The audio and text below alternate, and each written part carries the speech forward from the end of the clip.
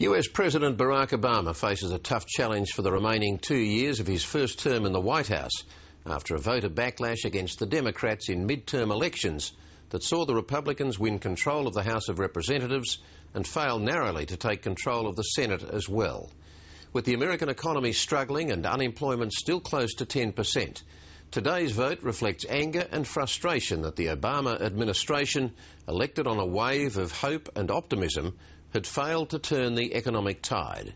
With power in the Congress now split, Barack Obama faces a legislative gridlock as he continues to grapple with an unpopular war in Afghanistan and huge economic headaches at home. To analyse the results, I spoke late today with Professor James Fallows, Chair in US Media at the United States Study Centre and the Washington correspondent for the Atlantic Monthly. He was in our Washington studio. James Fallows, what is the significance of this result? What sort of Congress will Barack Obama now have to deal with? The things he got through in his first 2 years, the National Health Care Plan, financial reform and things like that, he did with tremendous difficulty despite his party controlling both houses of the U.S. Congress. Now with the Republicans having a quite large, it appears, majority in the House of Representatives, the Democrats apparently still controlling the Senate, it's going to be even more difficult. So with neither side controlling the Congress, isn't that going to mean legislative paralysis? It means essentially that the Republicans will be able to achieve very little of a rollback agenda many of them promised when running. For example, some of the most outspoken Tea Party candidates were saying they had to roll back the health reform plan, they had to deal with some of the financial reforms that the administration had gotten through. That really will not be possible for them, with the Democrats still controlling the Senate and Obama still in the White House. Given the state of the economy and the policy challenges President Obama faces, it would seem this is the worst possible outcome. Yes. If you wanted to take the sort of dark perspective on this, you could say that, as you just have, that there are real, serious, major challenges for the U.S. in the long run that it needs to address, of how to change its energy policy in the long run, how to deal with its financial future, its educational system. It's going to be very hard to do that. The brighter, if you will, perspective will be this is not a unique situation for American presidents to be in. Bill Clinton, who was, of course, reelected to a second term, was in this predicament after the 1994 midterms, 2 years into his office. Ronald Reagan was also in a situation like this 2 years into his term. Unemployment was even worse in 1982 than it is now, and there was a similar rebuke from the electorate. So this, for better or worse, is often the predicament of American presidents. To what extent was this reflecting a failure of policy by the Obama administration, or did the president simply raise hopes and expectations beyond what he could possibly deliver? I think it probably is a combination of those things, and for any newly elected president, almost by definition, there is an elevation of hopes. But I think that the major iron law in American politics is, as goes the unemployment rate, so goes almost everything else, including the popularity and strength of the incumbent party.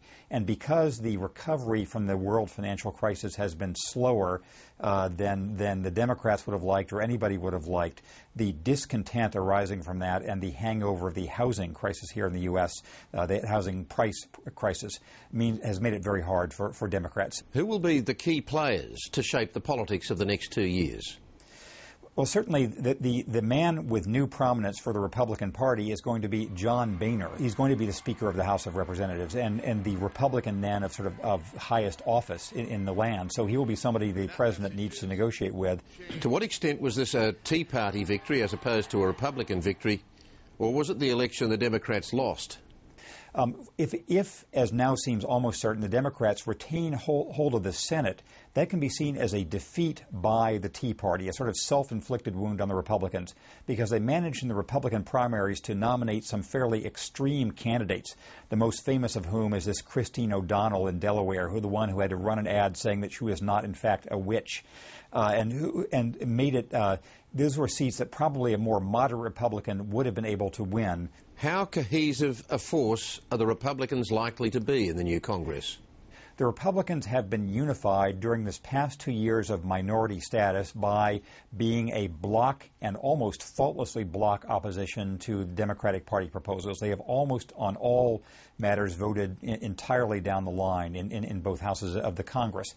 But now they're a much more disparate group. And many of the Tea Party candidates who've been elected did so by running against Washington, Republican and Democratic alike. So suddenly John Boehner, who is very much of a kind of insider figure in Washington, will have a constituency that includes a lot of people who ran against him. And as the House of Representatives, the lower house, is now has a majority of Republicans from a very wide range of backgrounds, trying to wrangle them will be the famous herding cats exercise for Mr. Boehner. So this is the end of any action on climate change for the next 2 years? Even when the Democrats held both houses of Congress, the president believed that he could not get a full climate bill through both houses with bloc unified Republican opposition. So it is a dead certainty that there will be no progress legislatively on this for the next 2 years. What are the odds that Barack Obama can now do what Bill Clinton did to Newt Gingrich's Republicans in the '96 election and turn the tables in the presidential election in 2 years' time? I think that Barack Obama remains today what he has been for the last 2 years, which is the likely stronger candidate for re-election 2 years from now, partly because the Republicans are short of a very promising alternative to him, as the Republicans were against Bill Clinton when they had Bob Dole, who was not a very appealing candidate. Also, the Republicans are now in the awkward situation of having, it's the old joke about you catch the tiger and then what do you do with it? They now are going to be in control of one of the houses of Congress, and all of these problems they have been able to blame on the Democrats of high unemployment rates, of all sorts of chronic economic problems. They now share responsibility for trying to solve. Bill Clinton was able very deftly to turn this to the Democrats' advantage and the Republicans' disadvantage 12 years ago when he was in this situation, or whenever it was, in 1994 after those elections, I guess 16 years ago. So this is Barack Obama will probably study what Bill Clinton did, and I think you'd have to say he has a good chance, at least for his own re-election prospects, as of now. James Fallows, thanks for talking with us. My pleasure. Thank you.